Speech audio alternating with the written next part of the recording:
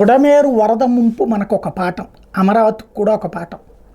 బుడమేరుకు సంబంధించి క్యాచ్మెంట్ ఏరియాని మార్చేసాం, లేకపోతే దాన్ని తీసుకెళ్లి పోలవరానికి కలిపేసాం, లేదంటే బుడమేరు డైవర్షన్ కెనాల్ పెట్టాం, ఇలా చాలా రకాలు చెప్పారు.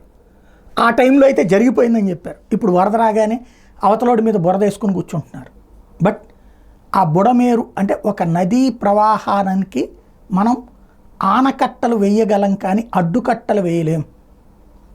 ఎప్పుడైనా పొంగినప్పుడు సందర్భంలో అంతా దెబ్బతింటుంది అనడానికి సజీవ సాక్ష్యం ఇప్పుడు చూసాం. ఇప్పుడు అమరావతి నిర్మాణానికి నేను వ్యతిరేకించట్లేదు, చక్కగా చేయండి.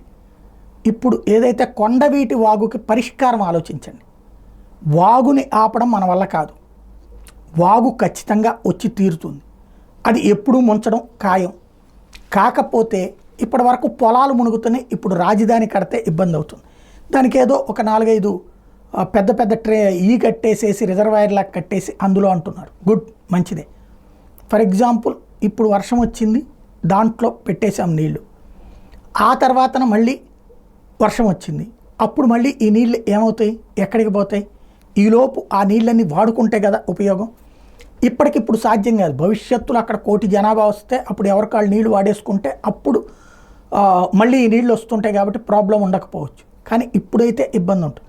కాబట్టి ఇప్పటికైతే ఒక ఎత్తిపోతలు పెట్టారు, ఈ నీళ్ళు తీసుకెళ్ళి కృష్ణానదిలో పోసేయడు. ఈలోపుగా రిజర్వాయర్లు కడుతున్నారు, మంచి ఆలోచన. కాకపోతే ఫైనల్ చెకప్ చేసుకోండి. మళ్ళీ వరద నీరు ముంచెత్తితే అమరావతికి మైనస్ అవుతుంది. కాబట్టి వరద నీరు మరొకసారి ముంచకుండా చూసుకోవాల్సిన అవసరం ఉంది.